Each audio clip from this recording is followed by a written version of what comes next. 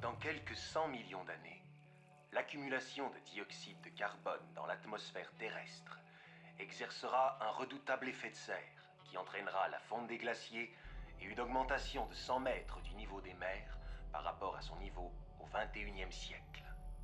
Les côtes disparaîtront sous les flots, causant l'apparition d'un immense marécage appelé Marais du Bengale. Waouh! Quand on rentrera, rappelle-moi de construire une arche. Louis, quand on rentrera, n'oublie pas de construire une arche. Merci. Hé! Fais attention à ce que tu fais! On ne veut pas se retrouver en orbite? Pourquoi pas? Crois-moi, si je savais comment faire, il y a longtemps que j'aurais quitté Moustiqueville.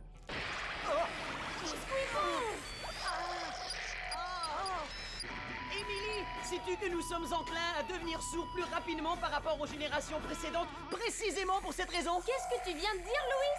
Comme preuve, on ne fait pas mieux! Les experts se sont penchés sur le problème et ils pensent pouvoir réparer la navette temporelle. Donc, on va pouvoir voyager à nouveau dans le temps, mais c'est génial! Je veux dire, c'est une excellente nouvelle, père. Tout à fait d'accord. Il est grand temps que tu rentres à la maison loin de l'influence néfaste qu'exercent sur toi tes compagnons primitifs, Cassiopeia. Ils ne sont pas primitifs, croyez-moi, et je préférais que vous m'appeliez CG. Pardonnez-moi. Dites-moi comment procéder aux réparations. Il s'agit simplement d'effectuer un recalibrage du tachymètre intratemporel. Pour ce faire, il faut appliquer la formule suivante. Premièrement, tu dois t'assurer qu'il n'y a aucune... Pourriez-vous répéter? Cette interférence a été causée par une baisse de courant dans votre navette.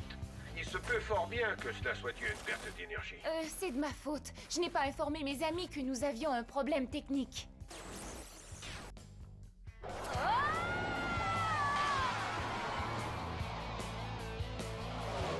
Cette navette est super puissante! Ethan, mais qu'est-ce que tu fais là? J'avais envie de tester les commandes! Ethan, pose la navette immédiatement! Ça va, CG, je voulais juste m'amuser.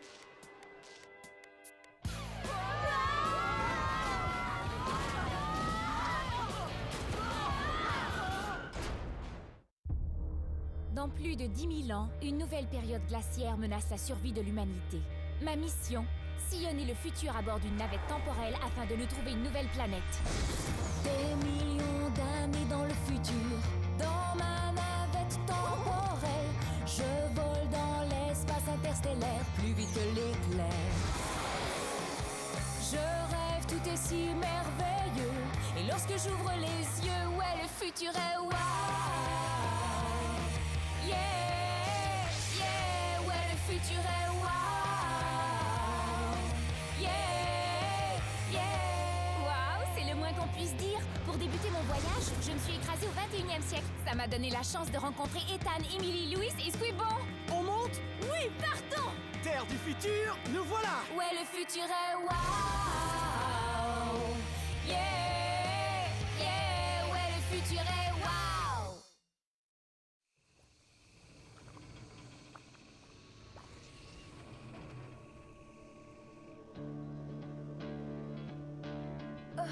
Est-ce que ça va, les amis? Ouais, moi ça va. Oui, moi aussi. Enfin, je crois. Ethan. Ethan? Réponds, où es-tu? Je suis là. Tu as déjà vérifié les moteurs? Ça n'a pas pris tellement de temps. Tu sais, ces machins trucs-muches qui tournent et qui font un drôle de ronronnement? Tu parles du système de démarrage magnétique? Ouais, je crois. Eh bien, maintenant, il ne ronronne plus. Et en plus, il fume. C'est grave. Voyons, bien sûr que c'est grave. Sans ces machins trucs-muches, comme tu dis, on ne peut pas redémarrer le générateur. Bon, dans ce cas, va falloir le démarrer autrement. Mais comment? Je n'en ai aucune idée, et vous? Et je ne peux même pas demander conseil à mon père. Ce qui n'est peut-être pas plus mal, vu la réaction qu'il risque d'avoir.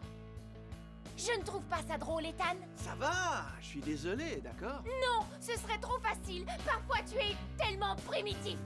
Oh.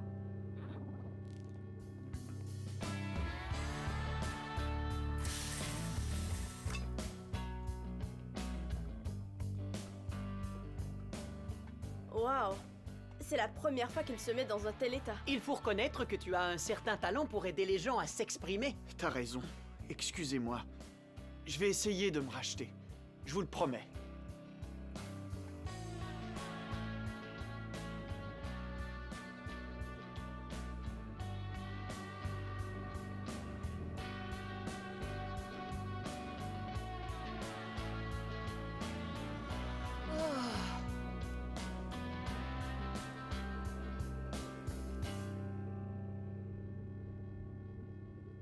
J'ai faim, j'ai tellement faim.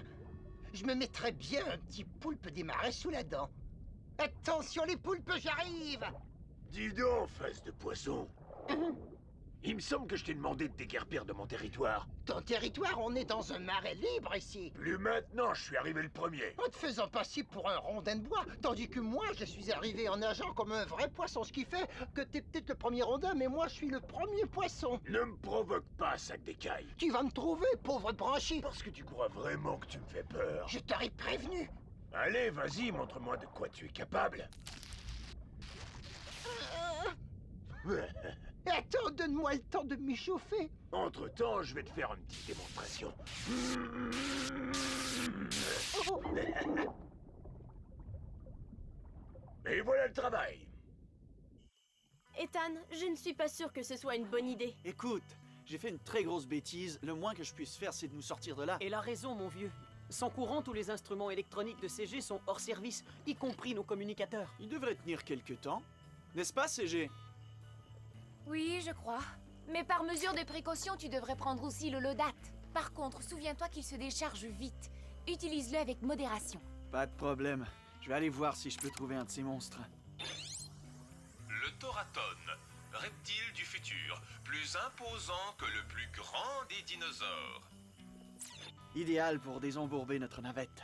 À plus tard. CG, je t'en prie, essaye de le retenir. Pourquoi? Son plan d'action démontre une certaine logique, enfin à ses yeux. Et si on est là, c'est sa faute. Aïe! T'es rancunière, tu me rappelles ma grande sœur. J'ai un peu transformé son sèche-cheveux. Je ne savais pas qu'elle allait à un bal d'étudiants. On aimerait tous donner un coup de main pour faire repartir notre navette. Tu n'as qu'à nous dire comment. Émilie, je n'en ai pas la moindre idée. Et toi, le bricoleur de génie? Peut-être qu'on pourrait fabriquer des panneaux solaires.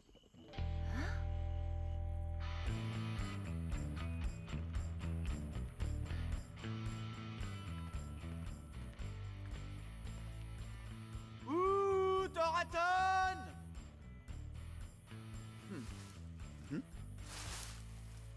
Squeebon, tu t'es encore fait avoir!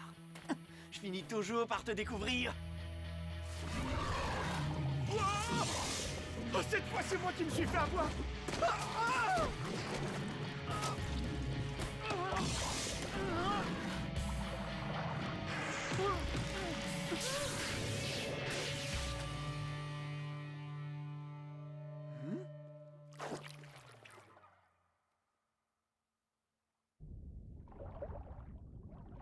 Ce poulpe des marais est à moi. Il était à toi. Là, ça suffit. Ce marais n'est pas assez grand pour nous deux.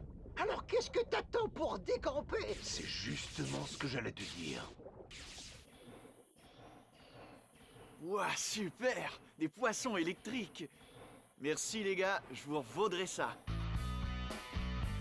Sans vouloir t'offenser, à votre époque, est-ce que tous les gens se sentent aussi peu concernés par leur consommation d'énergie? Non, certains d'entre nous y réfléchissent. À l'occasion. Quand on est parti, les gens parlaient même de réduire leur consommation de pétrole. C'est vrai. En fait, j'ai été un des premiers à m'inquiéter de l'aspect vampirique de nos appareils électriques. Aspect vampirique? Dans le sens de suceur de sang comme ce moustique. Chargeur de téléphone, console de jeu, ordinateur portable, tous ces trucs qu'on branchait 24 heures sur 24 avaient un sérieux impact sur notre consommation. Voyons, Louis, ce n'est pas toi qui possèdes tous les gadgets et tous les jeux électroniques qu'on retrouve sur le marché? Mes grands-parents m'ont beaucoup gâté. On les finit, ces panneaux, j'ai pas envie de rester ici, moi. Tu crois que ça nous fournira assez d'énergie? L'idéal aurait été d'avoir un cerf-volant par un temps d'orage, mais ça devrait suffire. Commençons le premier test.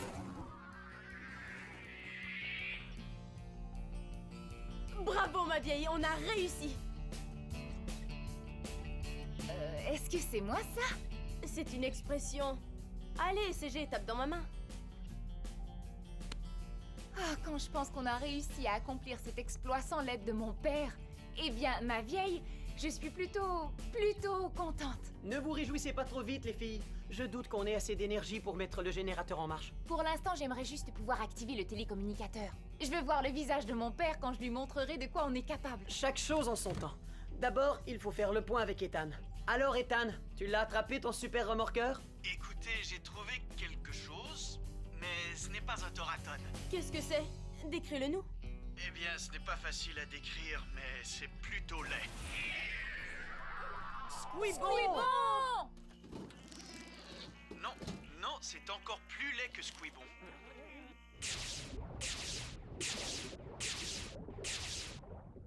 Ça y est, t'as eu ton compte?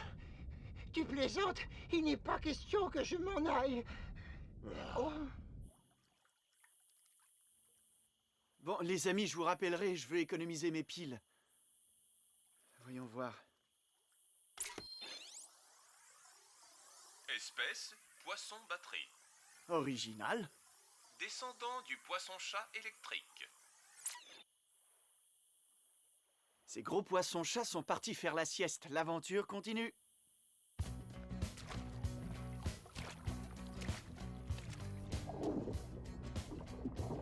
Ekai, tu vois ce que je vois? Ce n'est ni un poulpe ni un poisson. Tu crois que c'est comestible? Il n'y a qu'une seule façon de le savoir. Je reviens, je vais te dire quel goût il a. Comment ça, je ne pourrais pas y goûter? Tu viens d'avaler un poulpe des marais. Peut-être, mais j'ai toujours faim. Ah! Où est-ce qu'il est passé? C'est ton camp de ta faute. Bon, écoute, je viens tout juste de finir de recharger mes batteries. Je n'ai plus envie de me battre contre toi. Oh, moi non plus. Alors dans ce cas-là, pour une fois, si on partageait. Marché conclu.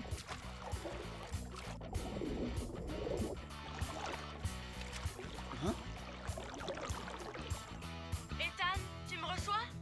Réponds. Je peux pas parler. J'ai l'impression d'être suivi. On ferait peut-être bien de partir à la recherche d'Ethan. À mon avis, il est sérieusement en danger. Ça, c'est possible, mais il n'est pas le seul. La navette s'enfonce! Il faut sortir Squibon de là! C'est sûrement mon imagination. Des poissons batteries. Je me demande pourquoi on les appelle comme ça. Peut-être parce qu'ils accumulent une... charge!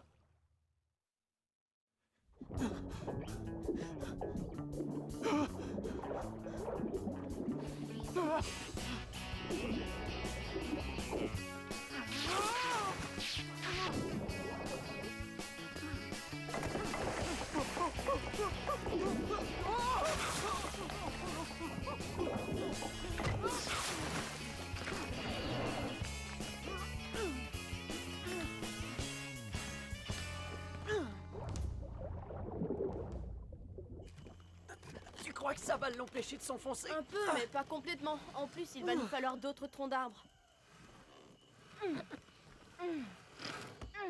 Louis, j'en ai vu d'autres qui flottaient dans l'eau là-bas.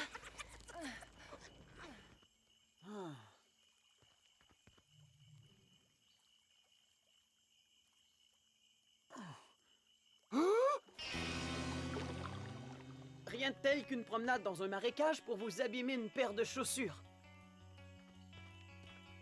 Non! Louis, recule! Ce n'est pas un tronc d'arbre, c'est un poisson batterie! Un poisson quoi?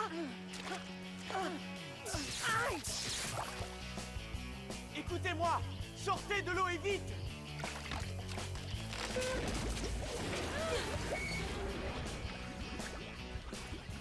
Vous avez remarqué que la navette était en train de s'enfoncer? Qu'est-ce que tu crois? Évidemment. Ces troncs d'arbres ne vont pas la retenir très longtemps. Il faut qu'on la sorte de là, on n'a pas une minute à perdre.